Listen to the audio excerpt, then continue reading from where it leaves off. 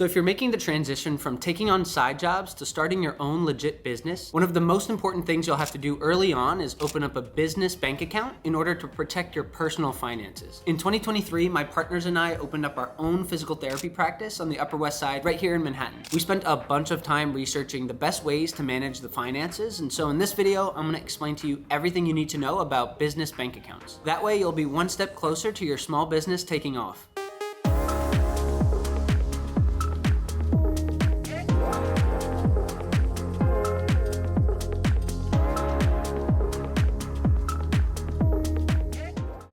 So when you finally start your business, making sure that you have a dedicated business bank account isn't just a formality, it's actually the foundation for making sure that you have clean bookkeeping and for managing your finances in general. So keeping your personal and your business finances separate is gonna be super important for tax purposes and for building up your professional credibility. By drawing a clear line between your personal finances and your business finances, it just keeps everything from tracking cash flow to filing taxes a lot smoother and a lot cleaner. This separation is gonna boost your credibility with banks, with other lenders, with investors, and even your customers. And if you're just starting out, you know how awkward it could be to work with your client and then at the end of the session, you have to do this awkward like Venmo exchange or write a check. And trust me, having the business bank account just makes you look more credible, and it just makes everything feel more legit for you and for the customer. So there are different types of business bank accounts, and choosing the right ones are gonna be important when you're getting your business started. Similar to personal bank accounts, there are business savings accounts and there's business checking accounts. You also have other things like merchant accounts, but we'll get into that in a later video. Today, we're just gonna focus on the business checking and the business savings. So I highly recommend opening up at least one checking and one savings account when you're getting started.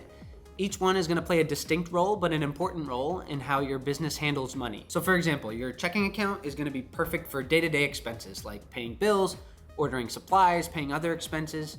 Your savings account is gonna be perfect for setting cash aside for future reserves. So this is gonna help out with things like future growth opportunities or for any unexpected emergencies that may pop up. So understanding the different benefits and limitations of each of these accounts is gonna help you choose which one is right for your business model. So now we're gonna get into the specifics, and we learned this the long way. And so today I'm gonna save you a lot of time and just tell you exactly what documents you're gonna need to get your business bank account started. I would have these handy as you're going through the process. That way you're not fumbling through files to find stuff, and it just streamlines the whole process. I wrote it all down, that way I don't miss anything. So before you head to the bank or go to the bank's website, you're gonna need your business registration documents.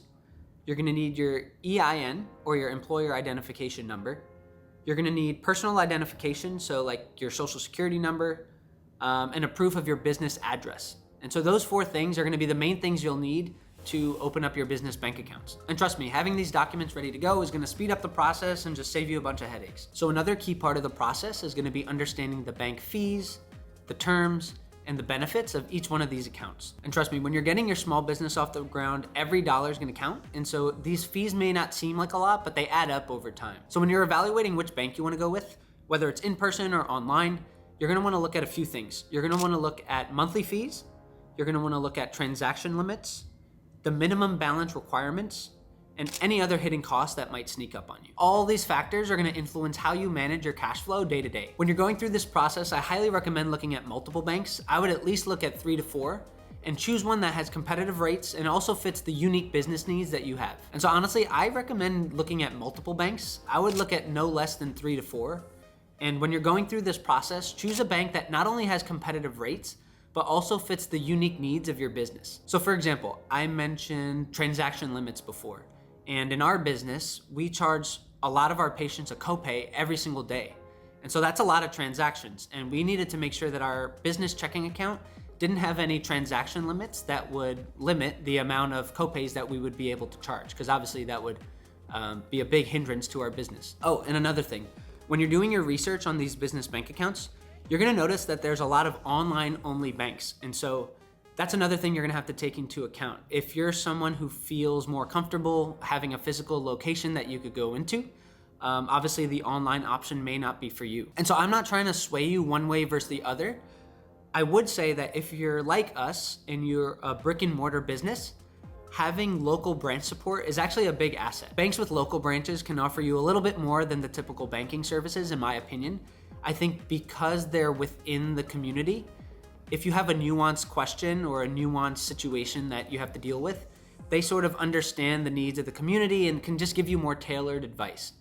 Oftentimes the branches can even have networking opportunities, so I see a lot of value as a brick and mortar business going with a bank that has a local branch. Here in Manhattan, we obviously have a different market than anywhere else in the country, and so I just want to make sure that the person I'm talking to understands that. And I'm sure there are online banks that do, but like I said, it just makes me feel more comfortable talking to someone within the community that my business is in. So now we're gonna walk through the exact steps that you'll need to take to open up your business bank account.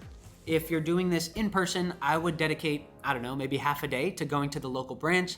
If you're doing this online, I would recommend setting aside a few hours.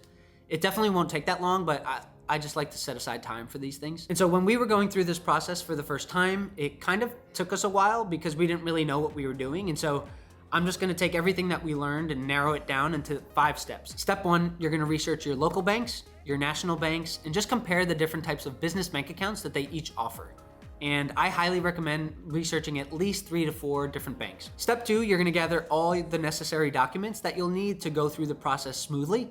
Like I mentioned before, that's gonna be your business registration documents, your EIN, your personal IDs like your social security number, and your proof of your business address. Step 3, you're gonna compare the fee structures and the service benefits of each one of the accounts and figure out which one is best for your business model. Step 4, if your bank has a physical location, I highly recommend going in person to open up the account. This allows you to meet someone at the bank who will be your point person going forward if you have any questions. And obviously you can set up online banking for all of these accounts. Step 5, if you chose an online only bank, you're gonna go through the application process on their website. Usually these online applications have a user interface that's really easy to follow, and so it should be pretty straightforward. Now that you have your business bank account covered, your next step might be creating your own LLC, which I talk a lot about in this video.